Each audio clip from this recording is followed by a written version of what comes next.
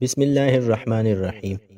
ایک شخص نے آپ سے پوچھا کہ احرام باندھنے والے کو کیا پہننا چاہیے۔ آپ نے فرمایا کہ نہ قمیص پہنے، نہ صافہ باندھے، اور نہ پاجامہ، اور نہ کوئی سرپوش اوڑھے، اور نہ کوئی زعفران اور ورس سے رنگا ہوا کپڑا پہنے، اور اگر جوتے نہ ملے تو موزے پہن لے اور انہیں اس طرح کاٹ دے کہ ٹخنوں سے نیچے ہو جائے۔ سلیم نامی ایک عورت رسول کریم صلی اللہ علیہ وسلم کی خدمت اقدس میں حاضر ہوئی اور عرض کیا کہ یا رسول اللہ، اللہ تعالیٰ حق بات بیان کرنے سے نہیں شرماتا، اس لیے میں پوچھتی ہوں کہ کیا احتلام سے عورت پر بھی غسل ضروری ہے؟ آپ نے فرمایا کہ ہاں، جب عورت پانی دیکھ لے، یعنی کپڑے وغیرہ پر منی کا اثر معلوم ہو۔ تو یہ سن کر حضرت سلمہ رضی اللہ عنہا نے شرم کی وجہ سے اپنا چہرہ چھپا لیا اور کہا، یا رسول اللہ، کیا عورت کو بھی احتلام ہوتا ہے؟ آپ نے فرمایا ہاں، تیرے ہاتھ خاک آلود ہو، پھر کیوں اس کا بچہ اس کی صورت کے مشابہ ہوتا ہے؟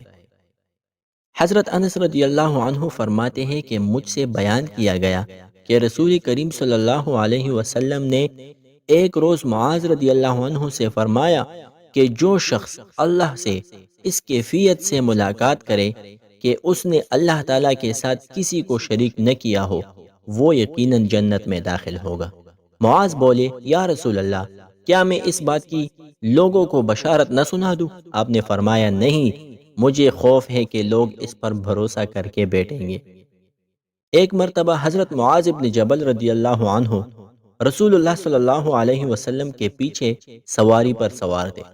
آپ نے فرمایا، اے معاذ، میں نے عرض کیا، حاضر ہوں یا رسول اللہ صلی اللہ علیہ وسلم۔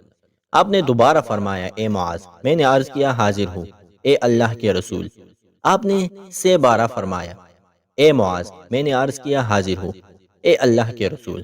تین بار ایسا ہوا۔ اس کے بعد آپ نے فرمایا کہ جو شخص سچے دل سے اس بات کی گواہی دے کہ اللہ کے سوا کوئی معبود نہیں ہے اور محمد اللہ کے سچے رسول ہے، اللہ تعالیٰ اس کو دوزخ کی آگ پر حرام کر دیتا ہے۔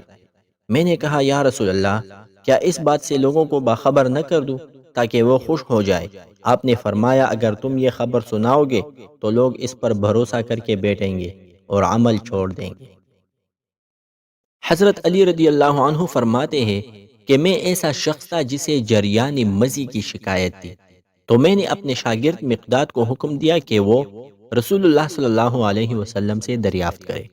تو انہوں نے آپ سے اس بارے میں پوچھا۔ آپ نے فرمایا کہ اس مرض میں غسل نہیں ہے، ہاں وضو فرض ہے۔